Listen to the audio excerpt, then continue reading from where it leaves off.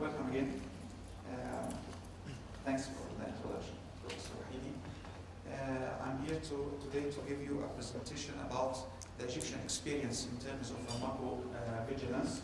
The outline of my presentation will be cascade of legal regulations and legal framework for the vigilance in Egypt, being a member with the UNC, establishment of the center, achievement to date, and what's next.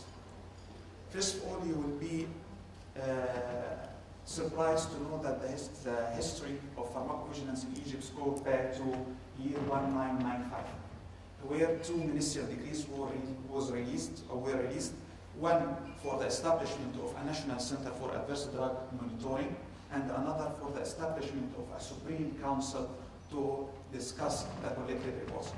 Actually, I have some conflicts with the terminology they used then, but it is unfair to judge with the mindset of 2014 on people thinking 20 years ago. So it is not adverse drug action reporting, it is vigilance, okay? And it is not a Supreme Council, it is a pharmacovigilance committee, okay?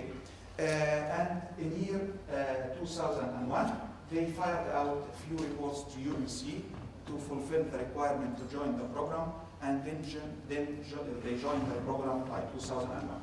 But frankly speaking, from 1995 to 2009, less than 20 years, there were no tangible efforts that can be counted on real ground.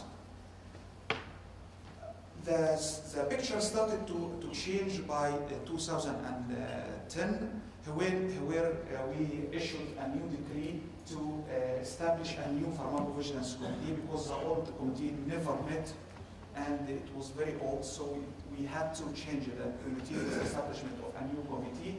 And this decree was very descriptive. It described everything the committee will handle: the scope, the periodicity, the aims and objectives, and the key members, and so on. And after that, we issued another decree to obligate the pharma companies to launch pharmacovigilance activities in Egypt. This was in 2010. It detailed the obligations that the pharma companies must do in order to keep their business running in the Egyptian market.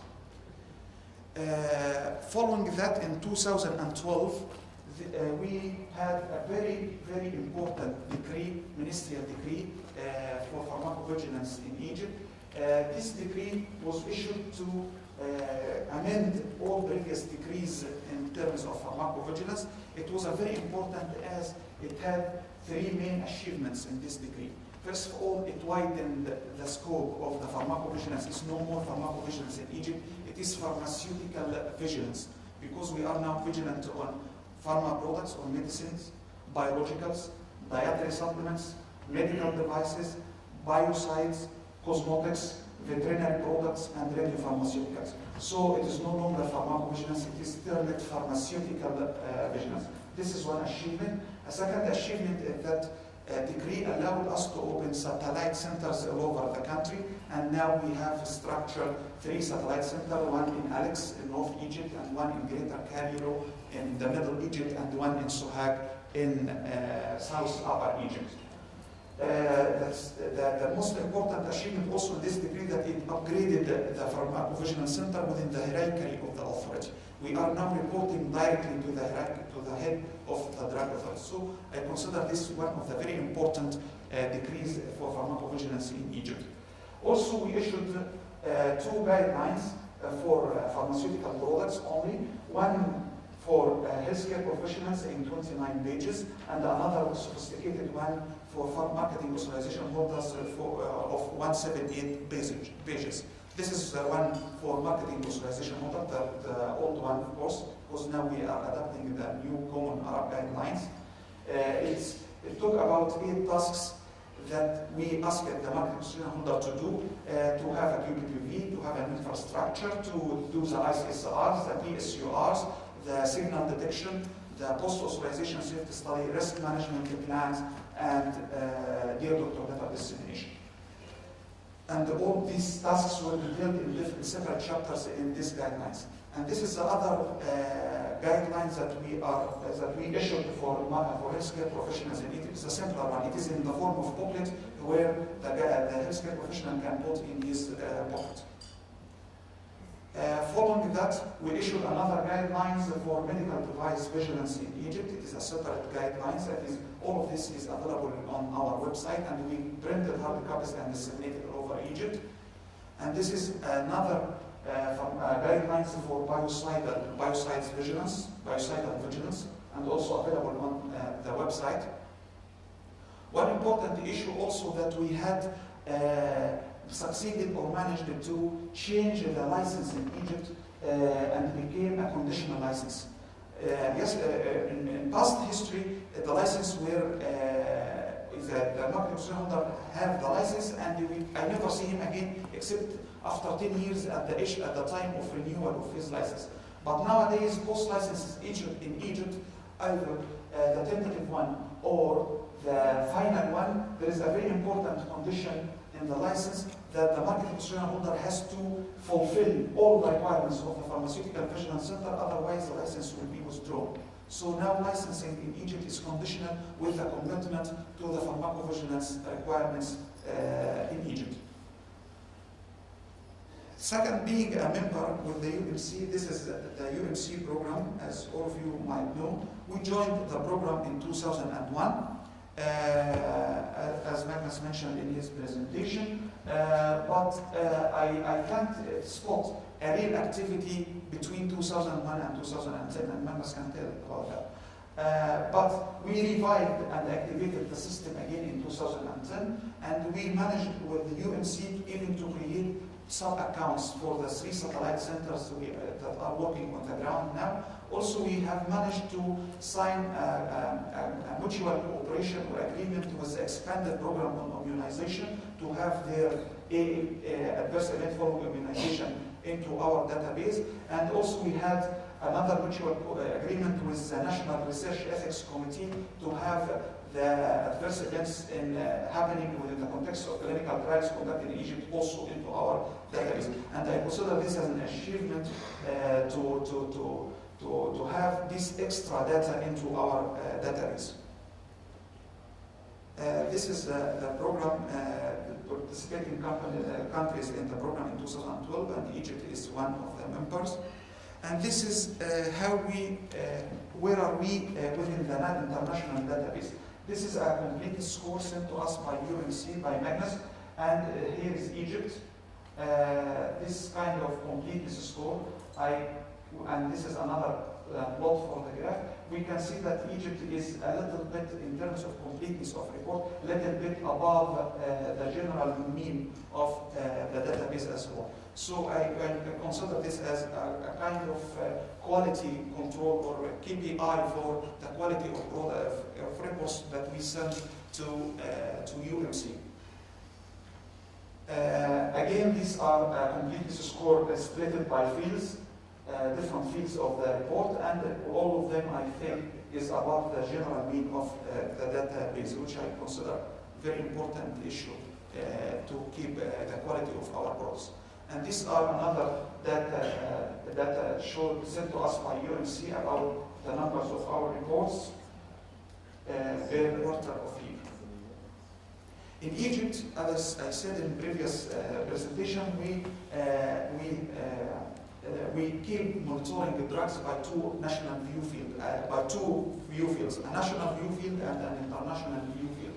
The national view field is done by the national domestic individual case safety record submitted to us by healthcare professionals via a number of cards, which I will show at the end of my presentation, and through marketing authorization holder who fire SIMS form and E2B forms to our center. The international view field is done through these 3 channels, and this figure is now old. I think we are now more than 112 contacts. So I will count for the real implementation of pharmacovigilance in Egypt from 2010, not from 1995, because this is the real implementation on ground, where we established the Egyptian Pharmacovigilance. It was then termed Pharmacovigilance Center. It's now termed Pharmaceutical Vigilance Center. The new decree has upgraded the center from that position to that position in the hierarchy of the drug authority. I consider this is very important for the enforcement of the recommendations or actions that come out of the center. It's very critical for this upgrade. And this is the structure of the Egyptian Drug Authority, and here is our center reporting directly to the head of the authority. Parallel to the registration, for example, it is not under registration. It's very important. I hate to talk about aims and vision. This can be narrated from the website, but the most important is that we aim to structure a well-established center that is nationally competent and regionally recognized, and I believe that we have reached that phase by now. These are the stakeholders that we are in continuous contact with them within the Egyptian society. The hospitals, we have conducted over than 80 different workshops across different regions in Egypt, and we trained around 11,000 healthcare professionals across the last 4 years. Also, we are conducting parallel-wise to that training workshops even to the marketing association, to pharma companies. Actually, we are conducting nowadays a series of 5 waves for training of pharmaceutical companies for the newly released guidelines. We just finished one last month, and the next one will be the first 3 days of June, inshallah. Also, we receive periodic safety update reports, risk management plans, doctor letters, everything from pharmaceutical companies. Also, we do receive yellow cards from community pharmacies. That's why I don't want to sophisticate things that there must be a committee to fire out a report to the, this is not the best scenario. Our scenario in Egypt that we train QPPVs and as a focal points in different institutes and even in community pharmacies, and we give them a 3-day trainings, and after that these people work as a focal point, as Dr. Adil said so this works as a focal points in their regions for us. So they fire out reports to us, and whenever we need to disseminate and very urgent information, we use them to disseminate this information in their local societies. So this is the best scenario. Also, we do receive reports from private clinics in Egypt. Also, we are in a contact with the 3 medical professional syndicates in Egypt: pharmaceutical syndicate, medical syndicate, and the nurse syndicate. Also, UMC and WHO. Also, any continuous training program now contain a subject or a syllabus about pharmacovigilance in Egypt. For medical staff and pharmaceutical staff and nurse staff. Now we have managed to introduce pharmacovigilance as a curriculum for both postgraduate and undergraduate people in Egypt. We have sent an official request to the Supreme Council of Higher Education in Egypt, asking them to start to implement pharmacovigilance curriculum in pharmaceutical and medical faculties, and actually the majority of universities in Egypt have responded positively to our request, and they started launching teaching this kind of curriculum, and even I sent them the specs of the course to be taught in order to meet our expectations. Also, we are working very closely to the curative and preventive sectors within the Ministry of Health, and we do receive reports from the consumer and the patients.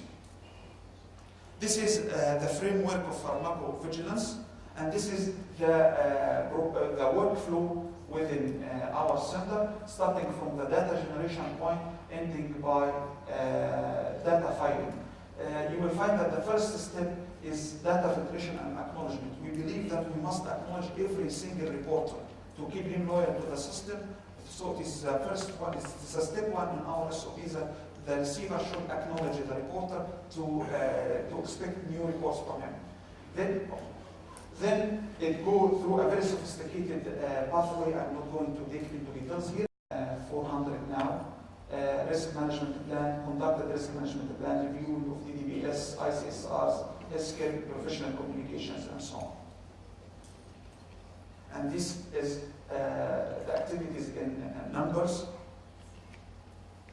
This is another statistics showing the monthly communication with marketing authorization holders, the in and out communications, to reflect how the magnitude of the workload will depend.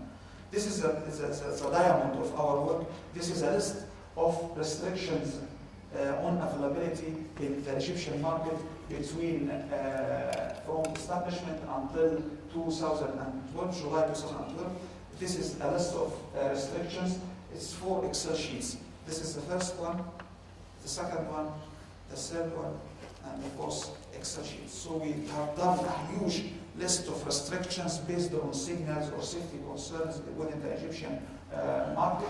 And this, we are very transparent. This kind of data is available on the website. What is the molecule? What was the regulatory action? When was that? What is the reason behind? And so on. And this is the first version of our website. This is the first version. Within the 4 years, we have upgraded the website 3 times. This was the first version, and this was the second version of the website, and this is the new 3rd version of the website. We have been hacked during the Egyptian Revolution, the last Egyptian Revolution in July 2006. 13. So we are now working temporarily from this website till we can shift back to the, we have a massive destruction of the website. Even the backup version was destroyed. It was a huge hassle to reconstruct the website again, and we are now working, but we are working and we are live from the other temporary link until we can shift back to the original link.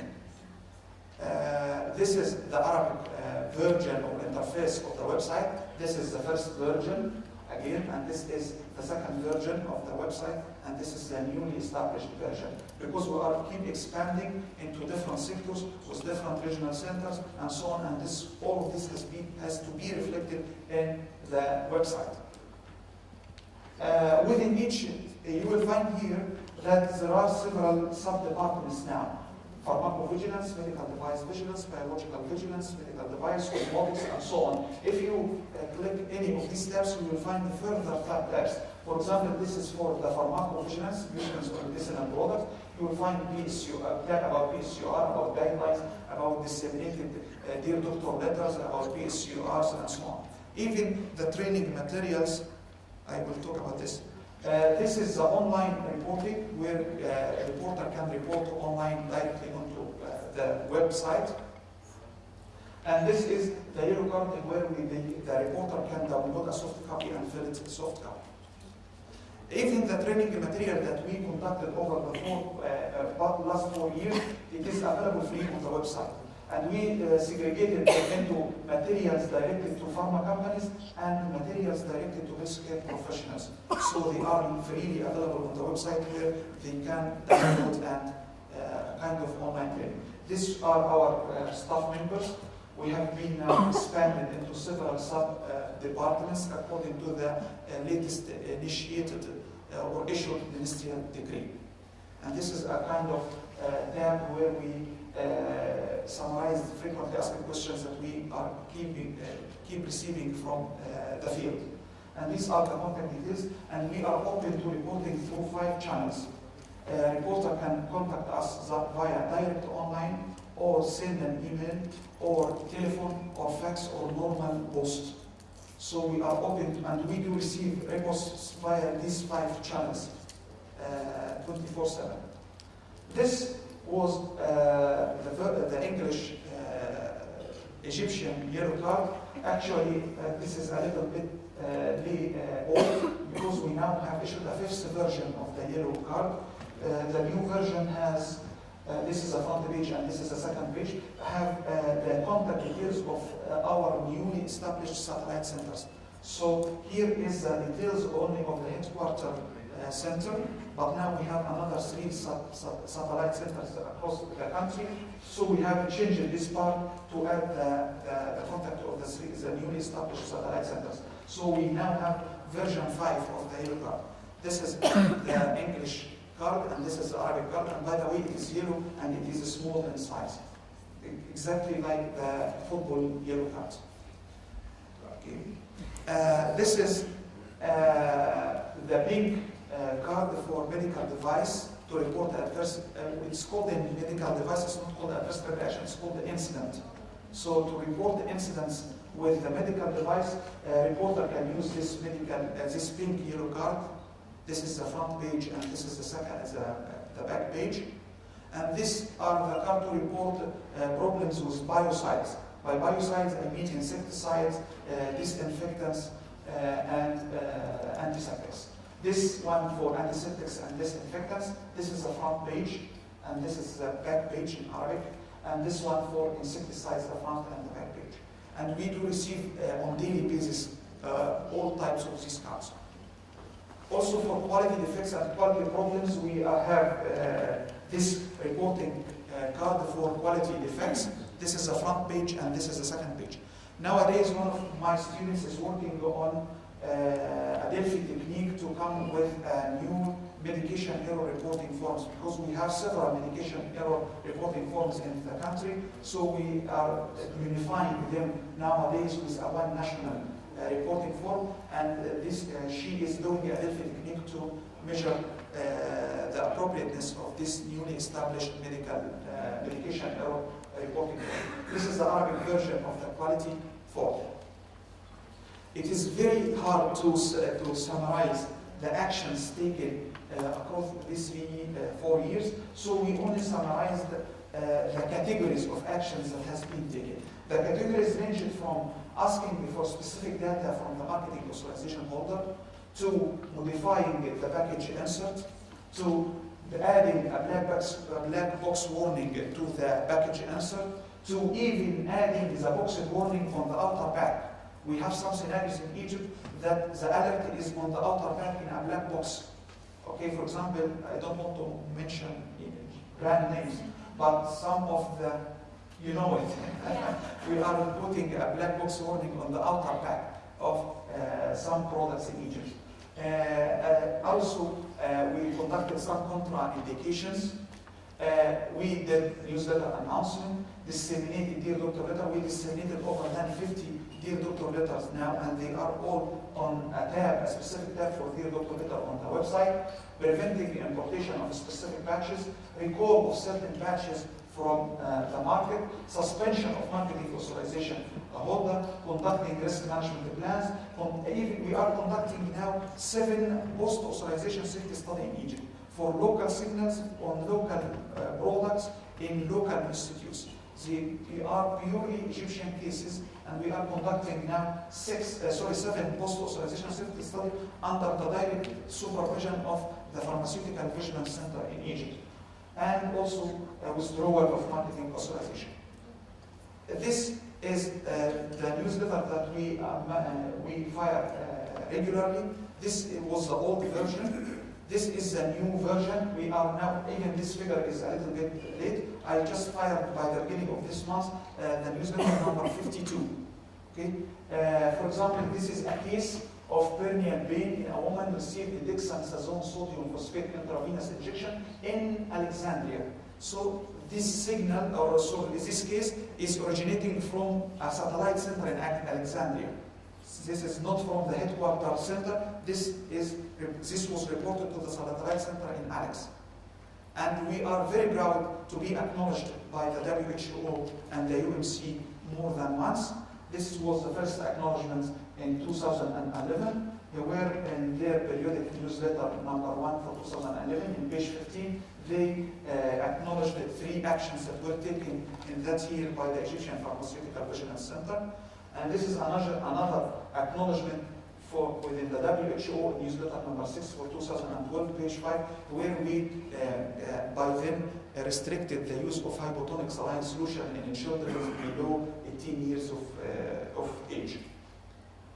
Also, we are very proud to be acknowledged by UMC staff. So these are kind of some of emails that we received from them. This is an email acknowledging number of reports in a quarter, I believe. And this is another one which I thanks Magnus to fire it out. He mentioned that Egypt is one of the highlights on that year in UMC, and he is looking for more and more progress. So,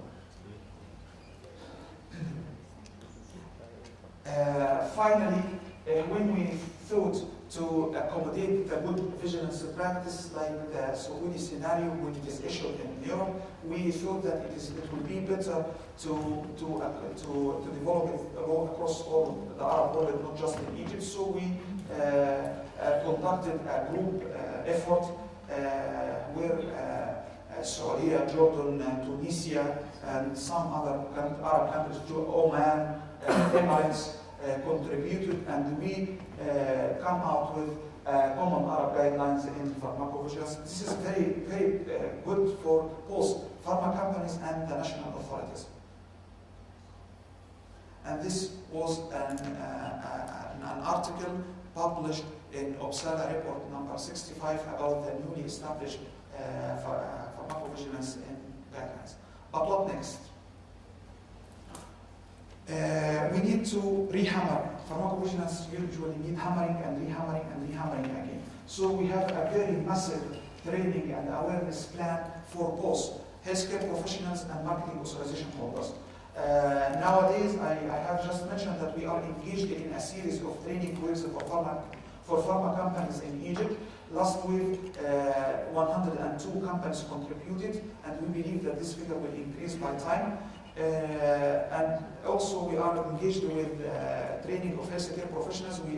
We will train in the mid of next month 160 new professionals from Greater Egypt, Greater Cairo, to change the culture, to encourage reporting, strengthen the infrastructure, and both at the level of the authority and at the level of the pharma companies. We have a decree that allows us to establish satellite center in every governorate in Egypt. We only now launched three satellite, one in Upper and one in Middle and one in South Egypt. But we have a decree to have 27 satellite centers. So we are aiming to establish 2 or 3 every year to reach the final goal. And to reach consensus in PV activities among different marketing authorization holders. So this is a story of vigilance in Egypt.